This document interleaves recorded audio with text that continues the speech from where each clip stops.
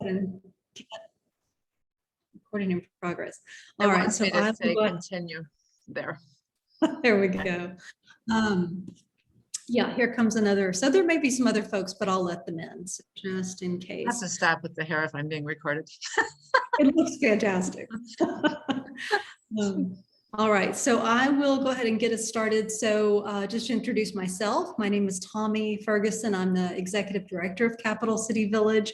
So I think most of the folks on the call today know or are associated, but Capital City Village is a nonprofit here in Austin that works with seniors in the community to provide a mix of volunteer services as well as engaging programs like the one today. The goal is to keep people in their homes for as long as possible to really facilitate aging in place, but not just staying put, actually really being engaged and connected and aging well in your own home.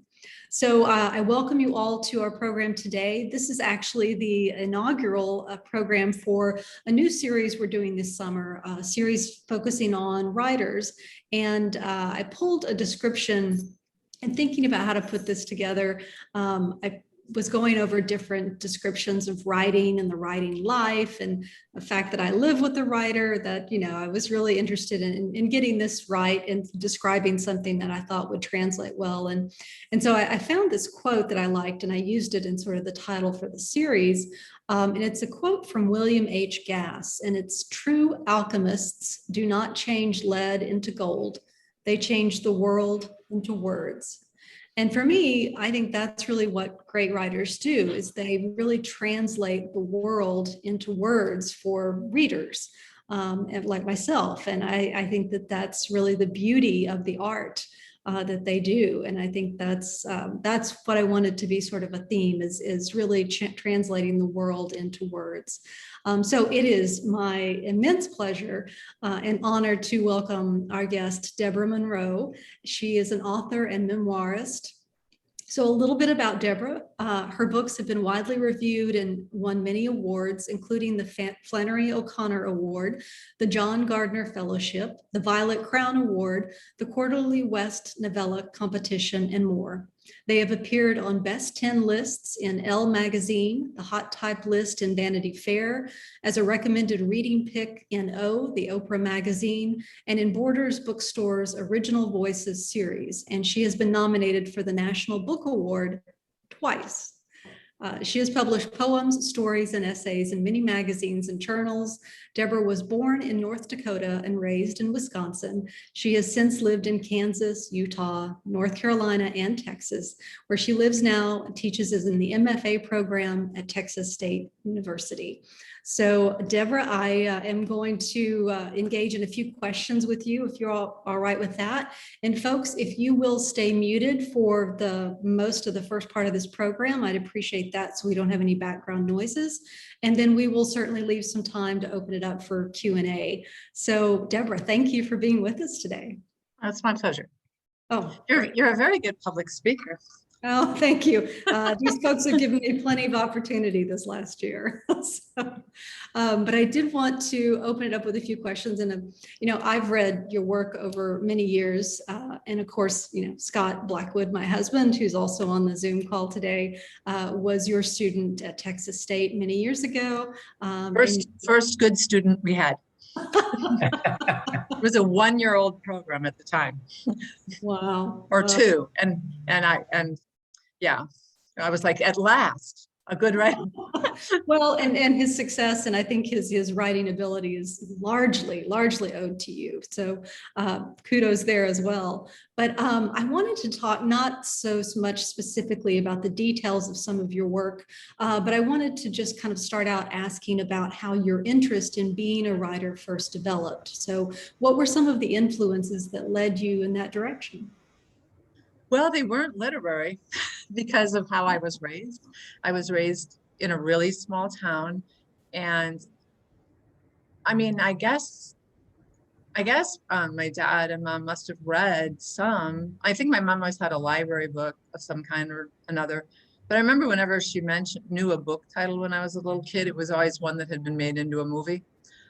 And anyway, it was a real small town. My family weren't readers. And to make a long story short, I was in first grade and my parents took us to see the grandparents for the first 2 weeks of first grade. And everyone else kind of learned to read sentences while I was gone. And when I came back, I was a very surly child. If I felt embarrassed, I refused to try, and I couldn't. And every time they would ask me to read a word, I would like spell it. And I had this great first grade teacher who kept me after school, and the code broke instantly, and I could read the newspaper that night, and I just became a really voracious reader who had trouble keeping myself in books in a town that small. Read everything in sight, and really from about sometime really young, like not long after I learned how to read, I was like, I'm going to try this. And so I like tried to write stories, and I would staple them together and masking tape them.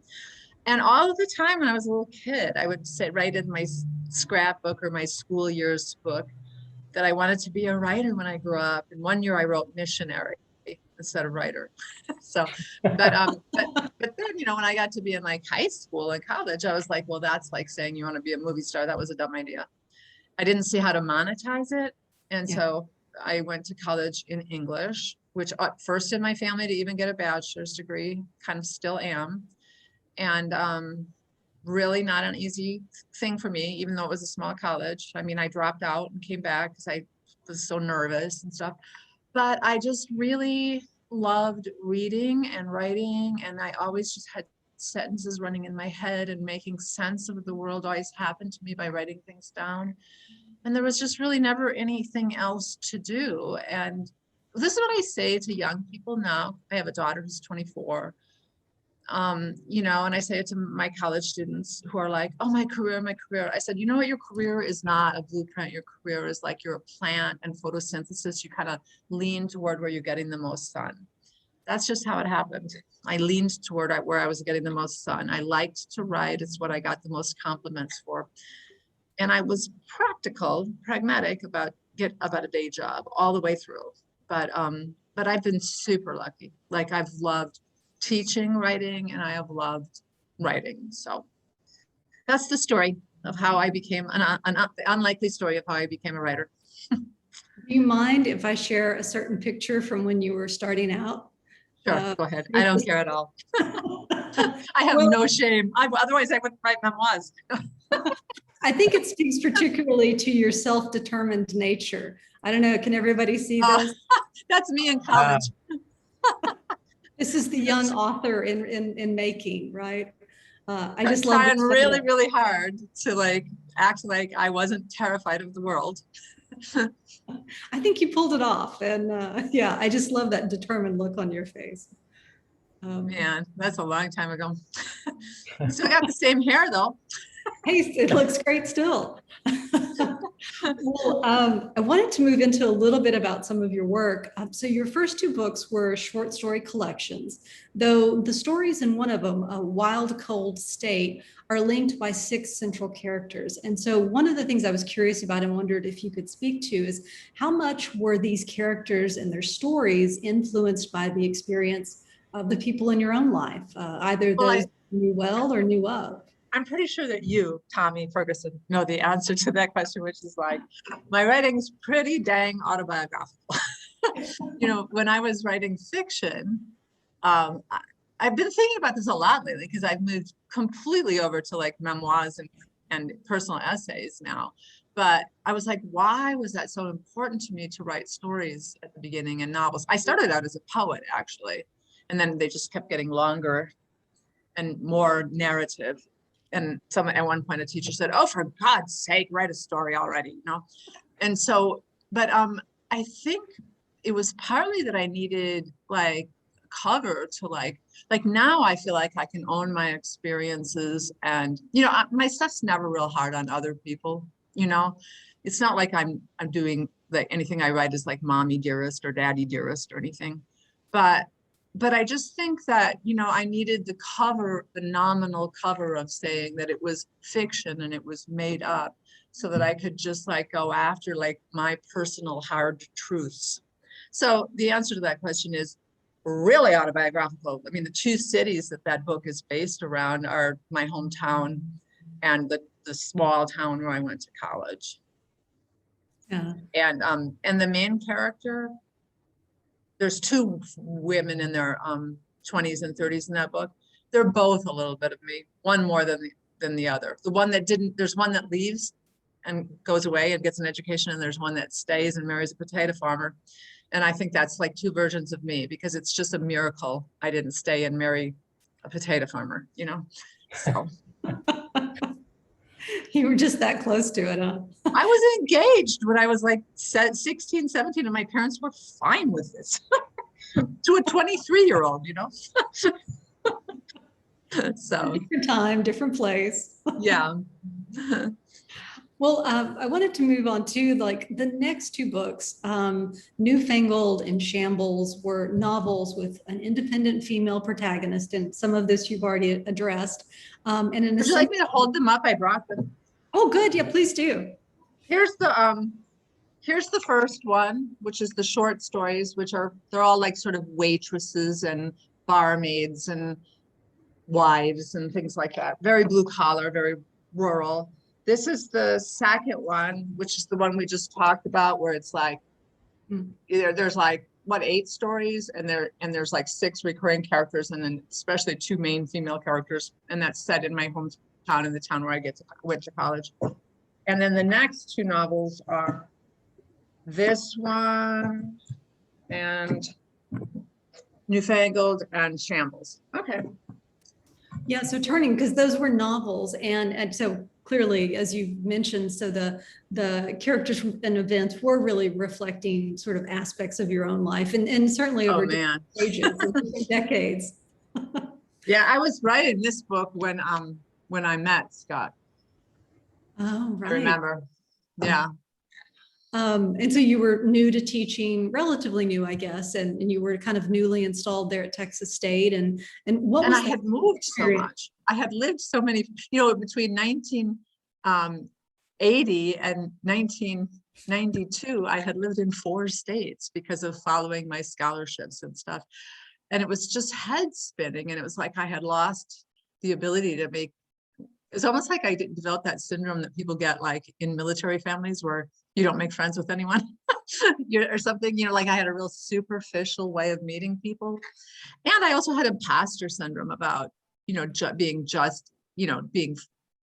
a PhD and being a professor and an author and feeling like I was still this hick, that I was still this country girl, So yeah, that's what that book's about for sure. It's a little bit, it's interesting. And I didn't think about it reading the book originally when I did years ago, but when I was looking back over your website and the descriptions and so forth, and thinking about these questions that I would ask, I was struck by, it may sound like a strange analogy, but I was struck by sort of something about the tone of it was, some of the writing was similar to, it's a book called Nickeled and Dimed. It's by Barbara Ehrenreich. And I know the book, yeah. Yeah. So she installs herself in these sort of workaday jobs and tries to then in a journalistic style, write about how it's next to impossible to really make ends meet in these low wage jobs. And I was just thinking about how she was essentially this incredibly intelligent, articulate, just enlightened person working in these sort of nowhere opportunity jobs. And I wondered if that was something that sort of, I don't know, something about that reminded me of some of the experience of you and your characters, kind of working through those 2 divergent paths of what your life might be. That's absolutely true, especially with the first 2 books, everyone's like a waitress or a barmaid or a wife in a rural area. And in the second book, one becomes a journalist, but the other one's a potato farmer's wife. And in the third book, she actually has a master's degree in sociology, but her neighbors keep calling it a master's degree in sociability because they don't know what sociology means. And she's fine with that because she feels like a poser in the job too. And then in the fourth book, she actually doesn't have a bachelor's degree, but has lied and said she did to get the job she has, which is a social worker's job. And so she's hiding that big secret the whole time, pretending to be college educated when she's not. That was just huge for me. I mean, I didn't really put it all together till years later, until I wrote my most recent memoir about my unlikely education. But that was my biggest motive for writing, was like to just sort of explore like, well, by the time I was writing the books, I actually was kind of educated, but I didn't feel like I could write about educated characters because their anxieties weren't my anxieties. And I remember like this whole thing about people saying, well, I had this real writing dilemma when I was writing, because I wanted my characters were smart and sort of analytical and hyper analytical, but they didn't have the vocabulary to be the analytical in the way that you know how you use critical thinking on your life sometimes? They didn't have the critical thinking vocabulary. And so it was like really, so I was like really struggling for this sort of blue collar poetry for people like really mulling over the big existential questions. But I think I did a pretty good job. I mean, I especially did that in the first book, which won the Flannery O'Connor Award. And that's what people love about it, is that is that these unlikely people like think deep thoughts without ever violating a sort of ninth grader's vocabulary. Yeah, I love that the description of blue collar poetry. I think that really says a lot about it. Yeah, the thing is that you use your word choices are very like hall. They're very sensory and tactile. Hall or tree but they're always linked with something nebulous. Like she hauled around, like, I don't know, I can't think of one offhand, but you know, hauling around like I can't think of one. But you know, but it's like putting together like a sort of tactile everyday word with something nebulous and mysterious. Yeah, no, and I remember some of that, but it's, yeah, I think that's a really apt description of it. And you did mention, so one of your memoirs, and I'd like to sort of pivot now, but I love that you sort of your next couple of books, your work, and some of that is, since I've known you, I'm a little bit more familiar with, but so your next two books were memoirs, On the Outskirts of Normal and My Unsentimental Education. And in the first, you write about the unconventionalities of your family and offer very personal descriptions of your blended family and your multiple roles as a daughter, a single mother, a caregiver, a woman facing her own health challenges, an aspiring housewife, and a new stepmother. Not to mention, and this comes out more in the second memoir, is not to mention the accomplished writer and professor in a male-dominated field. So I'm curious if you could speak a little bit about what influenced your decision to make the change to memoir writing. And I think maybe a little bit, like you said, it's sort of the truth telling of your own life. But what were some of the challenges in writing about your own life rather than through a character's, you know, going to that sort of deeply personal experience and revealing that in a way that was personal, but also had sort of a resonance with a broader and in a meaningful way with readers? Well, apart from having to learn, because there are different techniques, I mean, you do different things in nonfiction. I mean, a memoir is very novel-like. I mean, it's full of scenes and, you know, storytelling. It's still storytelling. But the difference between a novel and a memoir is that in a novel, you show what's going on and imply like what it might mean and leave the reader to like, to say, oh, I got the feeling she felt like this. But in a memoir, you sort of have to use what people call the double perspective. I mean, you both depict the action of the moment, and then you depict, at times, you can overdo this, the latter day, older, wiser narrator who knows more than the younger version of herself did. You can't do that a lot because it'll kill tension, but you have to do it some of the time because the reader is not willing to wait till like page 250 to see the intelligent inner life of the narrator. But apart from learning how to do it, just getting the rhythm of when to tell and when to dramatize down, the part that it was not hard at all. It was utterly liberating. It was like I was released into it. It was like I was no longer hiding behind. I felt like I wasn't like hauling out the machinery, stage props, set dressing. You know, I just felt like it just felt so much more honest and authentic. But here's how it happened, which is that I wrote this novel which was about a single mother with an adopted Black child in a Texas town. She's the one who lied about her degree. So some parts were made up. It's a made up town. And there's some made up neighbors, but they were sort of based on neighbors of mine. And the job was made up. But when I was trying to sell it, one of the rejection letters was like, this could be so magical, and instead it's just so dark. Well, first of all, it is kind of a dark novel. It's kind of gothic. It's, it's about poverty in America. I mean, she works with 4 kids and she's just barely making it. And it's a oil refinery town. It's just not, it's not the suburbs. And but this, like, it was that press in Minnesota, the Grey Wolf editor goes, this could be so magical. And instead it's like she's trying hard to be politically correct because it had a Black baby in it and Spanish speaking characters. And I'm like, hello, that's where I live. Like, That's your life. yeah. I mean, I hear Spanish around me all the time, and I especially did in Hayes County, And anyway, so it came out, and it got some good reviews, but I was like, okay, maybe I could write a magical book about my experience. And really, being the single mother of a Black child in a small town where she was frequently the only Black person in the town, not always, but sometimes. I just saw things and heard things that I was just like, wow, if people only knew. Wow, that's interesting. And I mean, I'm not saying like scandalous and awful always, but just like how curious that's what people are compelled to think and say.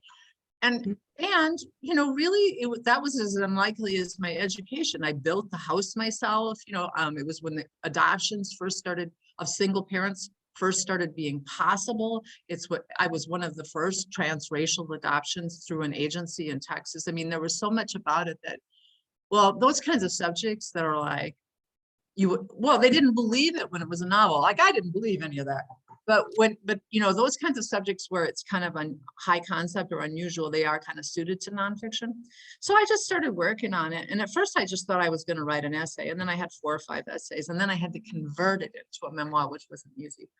But writing, in the first person about really myself was very freeing.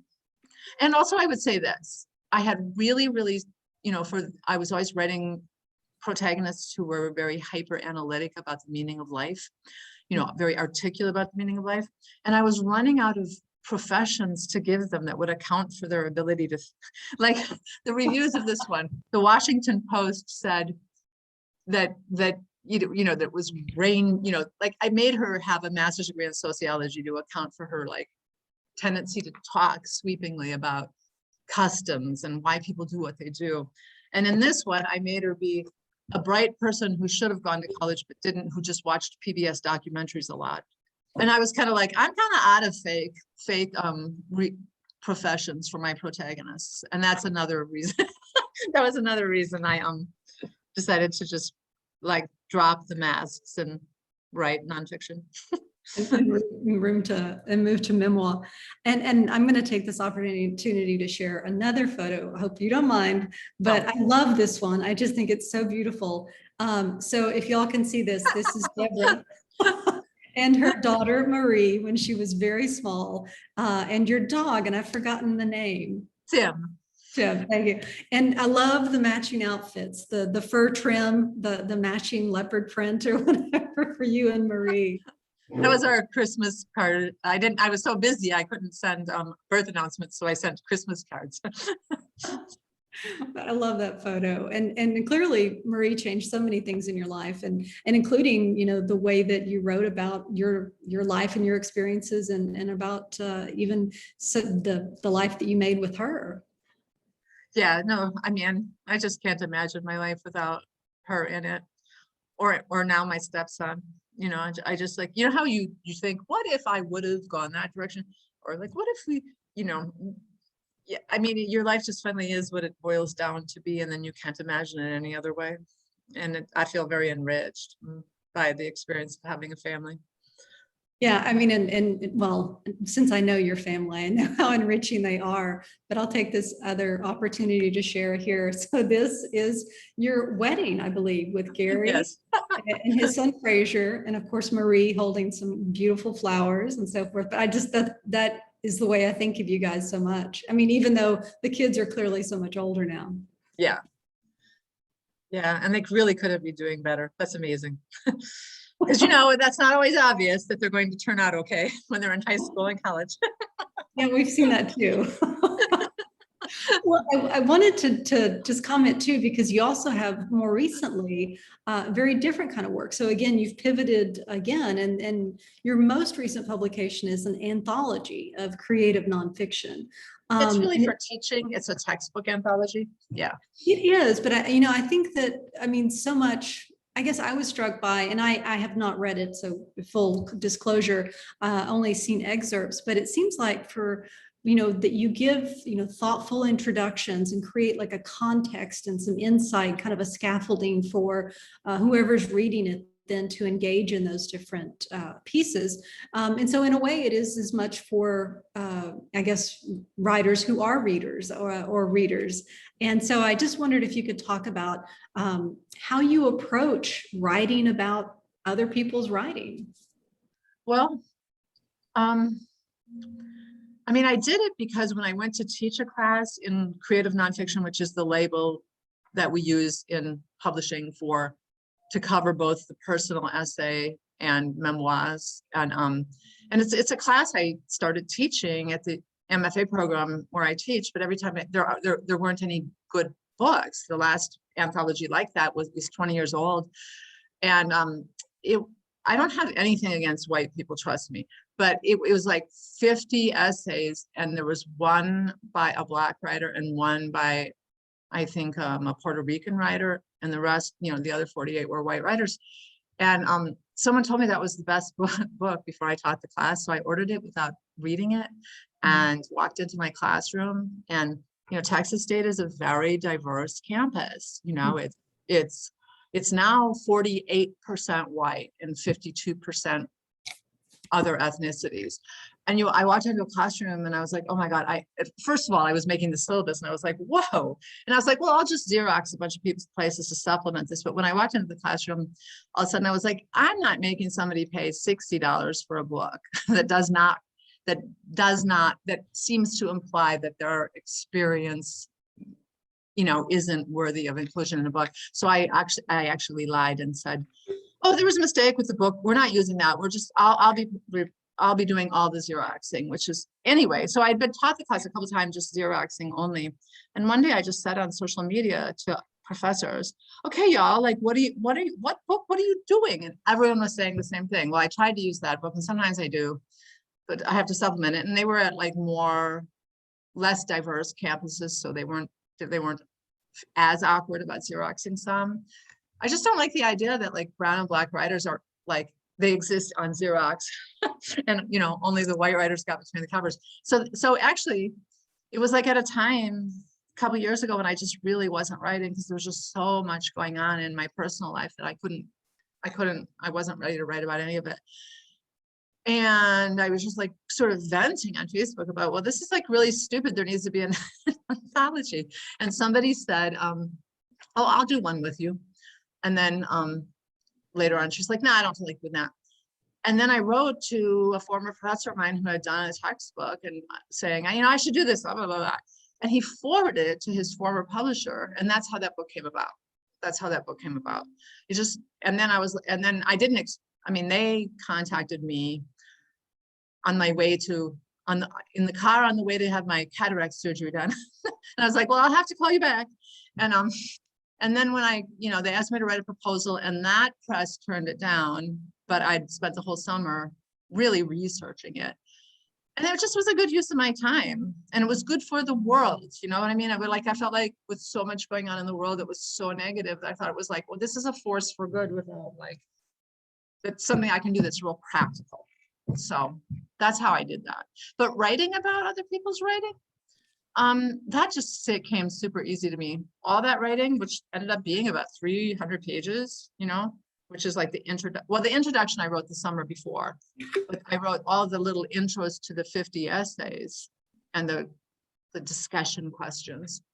I do 2 a day, every day, one whole summer, you know, and it was exhausting because I'd have to like Google the author and so I could get their bio notes right. But the part about analyzing it and writing about it and why the essay was interesting and how it was written was informing what its message was, how its form was a container for its content.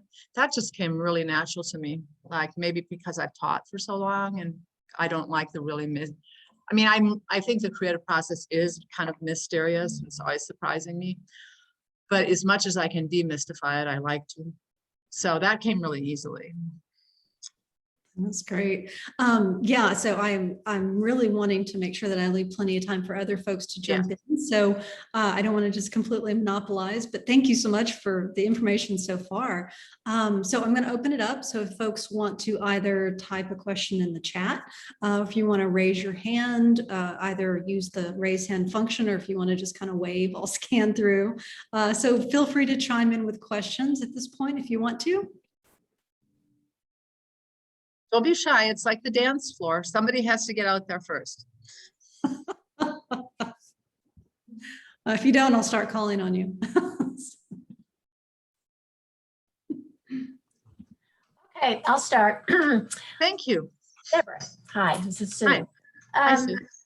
I've been just thinking about writing down some stories that actually came to me. I have my own stories, but a lot of stories that came to me from my parents that are not going to be written anywhere else because they've both been dead since 1982. And I want them to keep them in the family. And do you recommend, I like what you did when you said, well, I wrote these little stories, or you didn't call them stories, but you wrote them individually and then later put them together. Do you recommend that as a way to do a memoir? Well, no. In fact, I know 2 people who did it, me and another friend of Scott's and mine, David McGlynn.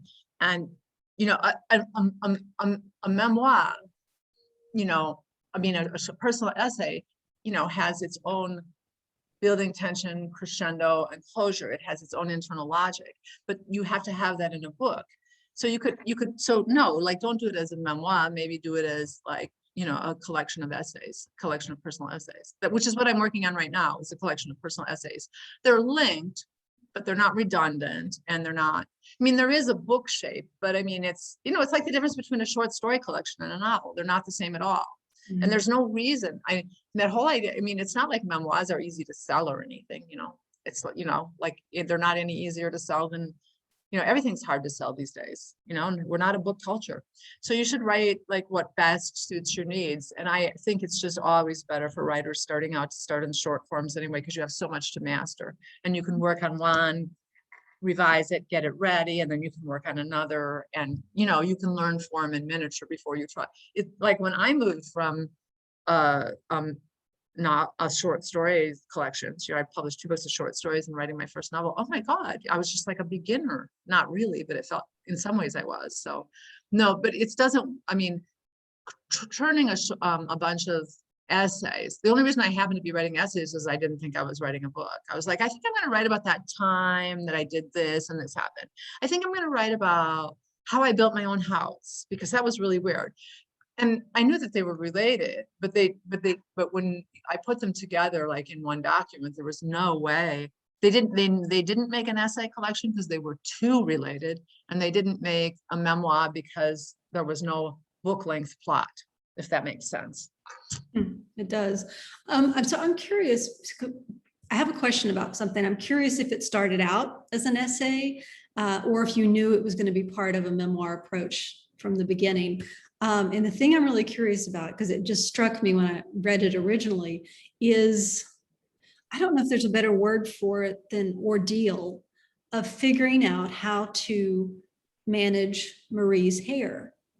And I wonder, and like I recently watched the documentary by Chris Rock called Good Hair, and he talks about, you know, where basically in the Black culture, how difficult or much of an issue it is, and how difficult it is to have good hair. And so did that start out as an essay, your challenge? Yeah. You might have to like Yeah. sort of reiterate a little bit for these folks, like what you went through, because that was, you were just, fish out of water, so to speak.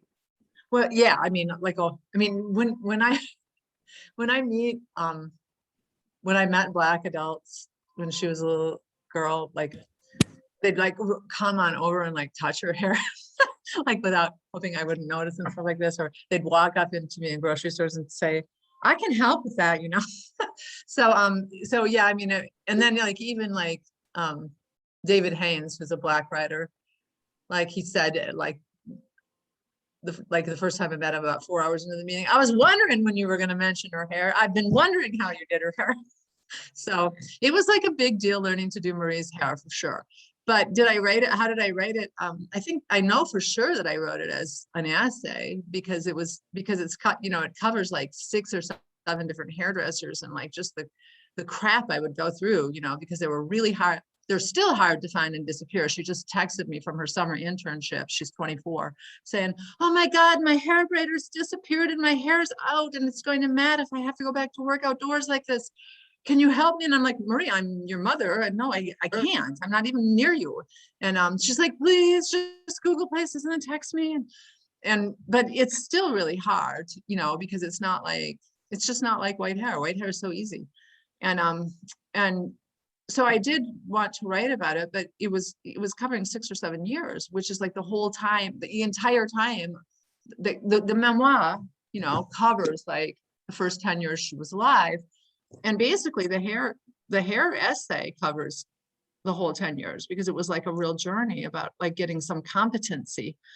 But it also, like, I was counting, I could remember hairdressers by, oh, that's right after my surgery. Oh, that's right after Marie's surgery. That's right after that shithead boyfriend broke up with me. That's right. That's when she was newborn. And this one editor in New York was like, oh, I just want this all told chronologically. And I started to try to rewrite the book chronologically only. And I was like, boy, this is getting really boring. Like, you know what I mean? Things lost. So like turning it into a memoir that had these little eddies of activity and then would fold back out into a big wave of a plot was hard. But yeah, that was one of the ones that just defied being salted into the whole plot. Yeah. So. So just in the chat section, we have a note from John Barry, and he says, I'm well into a memoir, but I'm finding that I'm doing a lot of research in order to explain to today's kids the differences between life in the 40s and 50s and in England at that.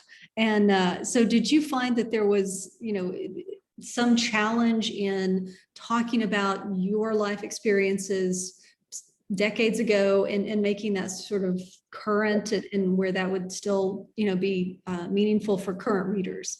Well, I first really noticed it in this book, which came out in 2015, because, I made my career after second wave feminism, but right at the cusp of it, so I never had a female professor, but now I teach in a department where the professors are 75% female, and I was very much like, what sexual harassment was and wasn't back then was very different. And, just different sexual gender mores, and different sexual mores too. Remember, like free love, but yeah, even I was just thinking now the book I'm working on now, which is a collection of personal essays.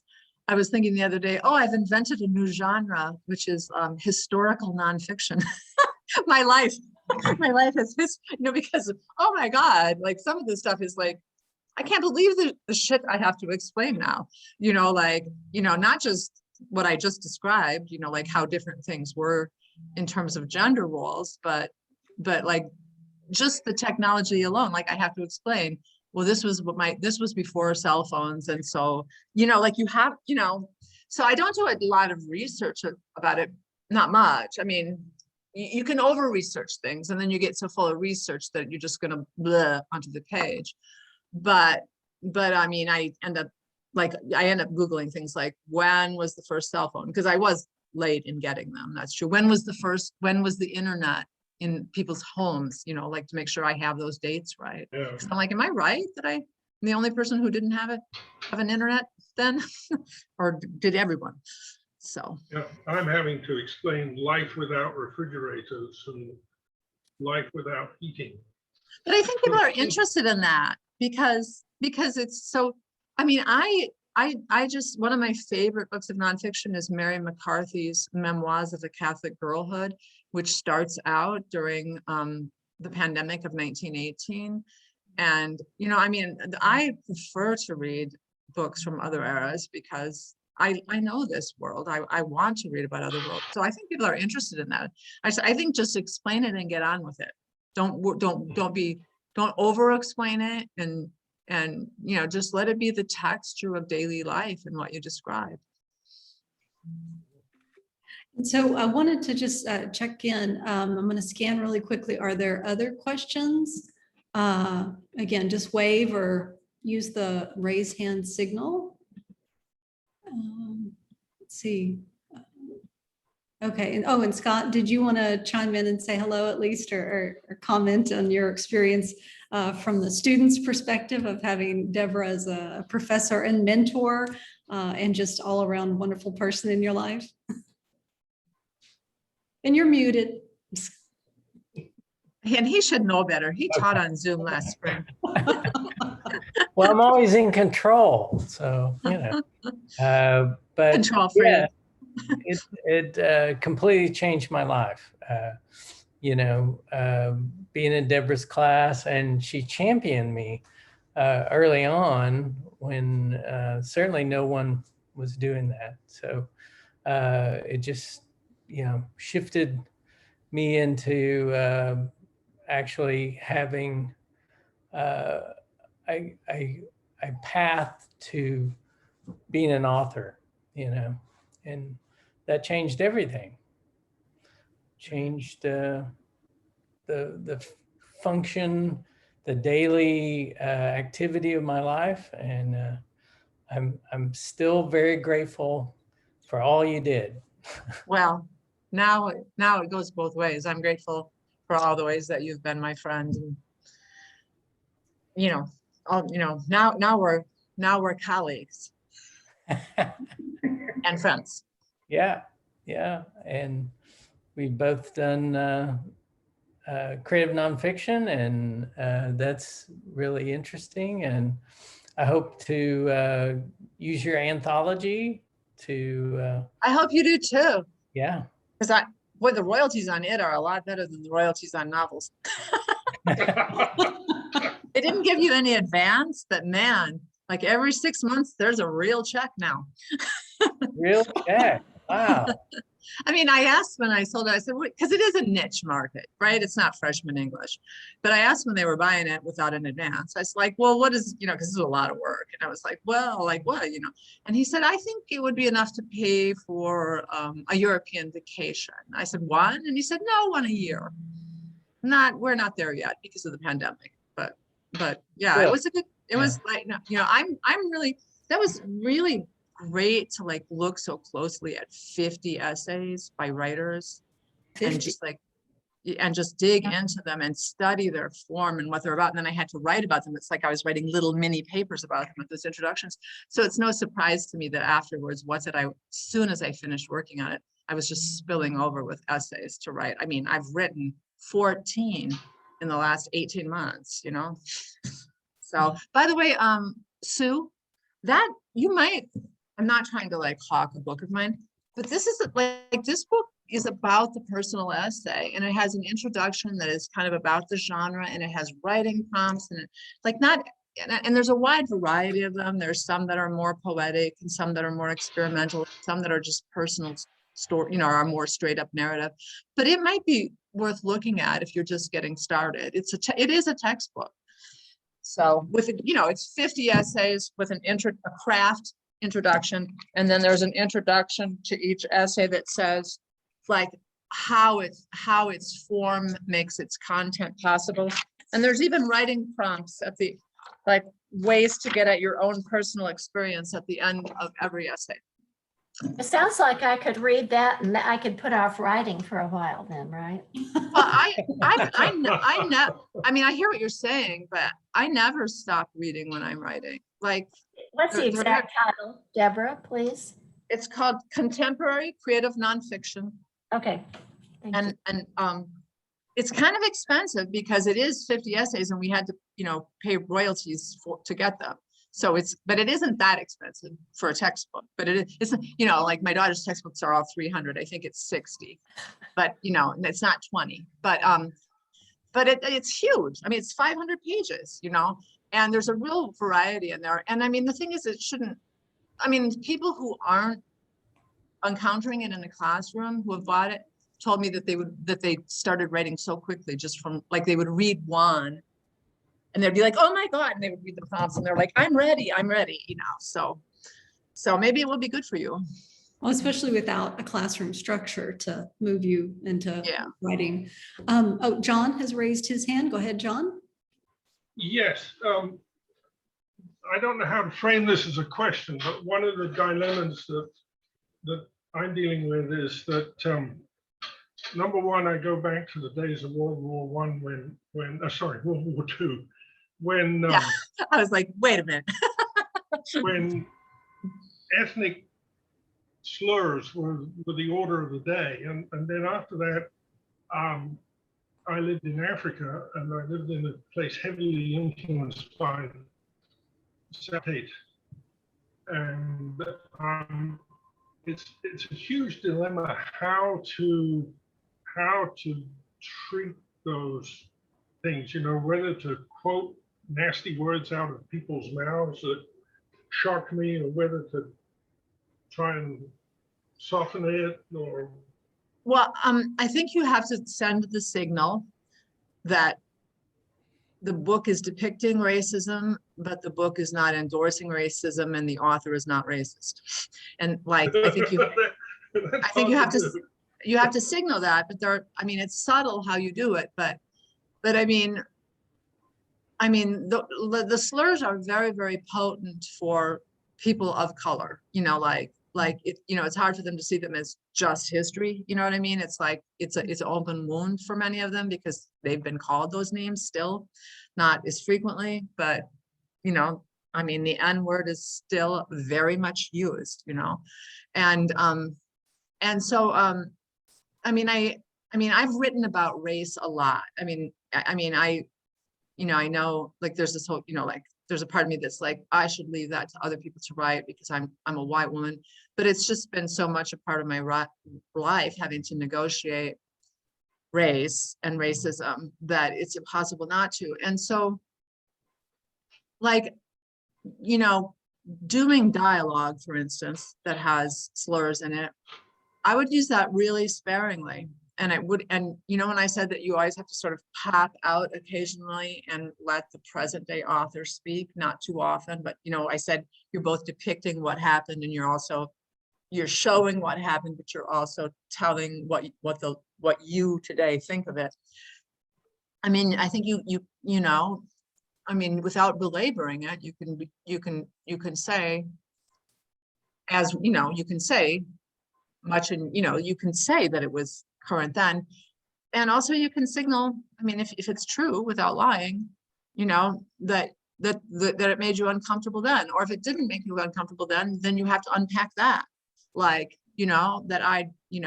it would be years before I realized how dehumanizing, that's not the word you want to use maybe, but it'd be years before I would fully realize how how marginalizing these words were. So I think you just have to talk about it as honestly as you just talked about it with me right now. You just have to own it. You have to own it as really that it's an ugly part of history that can't be whitewashed and needs to be discussed. And you have to discuss it with all your compassion and subtlety that you have in your soul and brain right now, which I can tell you have. Yeah. No, it's tough. There's one period of several years I was in a situation where I had to hide my true feelings, because if I had spoken out, it could have cost me my job and my social life both. Well, see, that's what people need to know, and that's what I mean about bringing. At the time, you probably didn't articulate it that clearly. At the time, you were just better hold my tongue. without thinking too much about it. And it was later that you were like, wow, I was under a lot of pressure to keep my moral compass silent at that time. I mean, I mean, these are the kinds of things I've written about gender, in the last couple of books, about how I would be thinking this at a given time, in a meeting or in a classroom. I just got done writing an essay about having taken a seminar in the 1980s that was supposed to be a feminist examination of pornography. And it was held in the male professor's living room because the department didn't own a VCR. I mean, and it was just like, he was so clueless about how this seemed to women, like how these images seem to women. He was like, this is like more encouraging sign for women's progress, he would say about a particular piece of pornography. And we'd be like, really? But we never said it because he was in power. And that's the reason it's an interesting subject. It's not an interesting subject because I went to a ill-conceived pornography film studies class in the 80s. It's an interesting subject because of what was unspeakable then, but it's speakable now.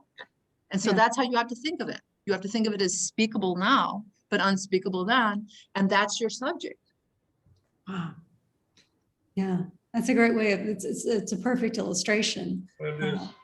Yeah. And the other difficulty, of course, is speaking about people in your family who you've not got pleasant or even close. This is the beauty of having a family that doesn't read anything I write. I never worry about it. But you're right, it is hard. But my husband, like, he's like super private. Like when he first met me, he was like so enamored that I was an author and had published books because he's a super big reader. And then he starts reading my books and he's like, oh my God. He's like, these are pretty autobiographical. And he was like, and he's like, and it's like, he goes, should I keep reading? Because you don't have this access to this kind of information about me, because we were still dating. I was like, well, you're right. It might be a good time for you to stop reading. But then like we were together about 5 years, right around the time we got married. And he was like, you better not be writing about me. And of course I am sometimes, but man, I'm really careful that he just gets like real flattering little walk-on cameos, which is not hard because he's a great guy. But I would never like tell his secrets or any of my daughters. Like you just have to decide where the line in the sand is for you. I guess I have no qualms about saying like some of the stuff. I mean, my parents had like a lot of troubles and they just informed my life so much. And my mother is dead and my father, he would never read my book. His wife tends to flip through my books looking for herself. But I mean, I just finally decided I wasn't going to care about that. But the people I really love, I would guard their. But the thing is, I'm never telling their secrets. Even when I talk about my mom and dad, I'm not telling their secrets. I'm talking about how their lives affected me, and the real story there is my life, not their life. So I don't know if that helps. Yeah, it does help a lot. Yeah. But every writer who writes nonfiction has to just decide what the line, where you're going to draw the line. I was on a panel discussion once. 2 men, 2 women, and they were asking, the audience wanted to know, it was called Other People's Privacy in Creative Nonfiction. And everyone on all the men on the panel said that everyone and their wives and children asked them not to write about them. And they're like, but I do, I don't care, I just do. And all the 2 women on the panel, including me, we were like, yeah, I'm really careful about, she said, my daughter, she does write, Emily Fox Gordon, she does write about her husband quite unflatteringly at times, but not any harder than she is on herself ever. But with your kids, I feel really strongly about the kids. I mean, they're just starting out. They get to like define themselves. Like I would never, for instance, like my daughter's dyslexic. I could make a million writing about what I know about like fighting with the school districts to give her the accommodation. But not a million, I don't mean a million, but that book I could sell because it would be like almost like a how-to book, and I would never do that because she doesn't want to be known as the dyslexic girl, daughter of the author. She wants to be known as herself. You see, like you just have to decide what's your sacred cow and what's not. And my daughter and my husband and my stepson are my sacred cows.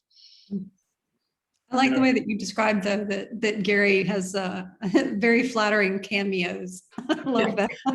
Well, I mean, he is easy to flatter because he's a really great guy, He's a and great he's guy. just so reasonable. And but I'm not saying he's not stubborn and we don't have arguments. The most revealing thing I ever wrote about him, I just wrote in the books that's not yet published, is that when we first got married, when we would have arguments, like I was kind of a shouter and a door slammer and this and that because of my background, which included like a violent household growing up and then a violent 5-year marriage. And he said that I was like, he's like, man, you're kind of violent. I was like, oh, you've led a sheltered life, dude. And and I had to really like learn to tone it down because it was, I mean, I was like, well, that's interesting, but I was like, wow, I really probably should like, turn the emotional volume down here. And I started doing it with my daughter too. I was like, what if I treated her like it's treated a student who was coming to me, where I would get reported for losing my temper. And it was good. So. Yeah. Well, we are coming up on the hour, so Okay. I just wanted to check in. If anybody else has any burning questions or anything, please. Linda, Vivian, anybody? No? Okay, folks. I'll scan through one more time.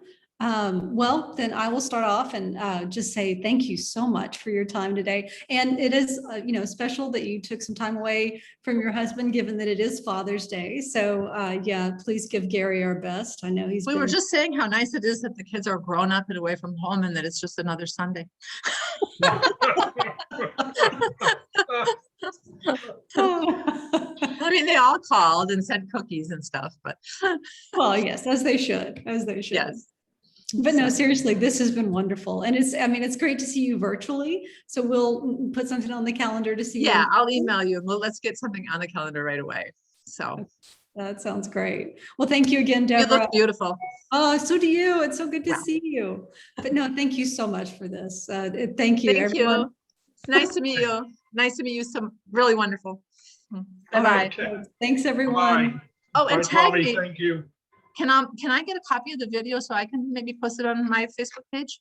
Absolutely. I will send you a link and tag and so forth. So look for that coming shortly. Okay, great. Thank you. Bye-bye. All right. See you, everyone. Bye, Thank you. everybody. Thank you. Bye, all. Debra.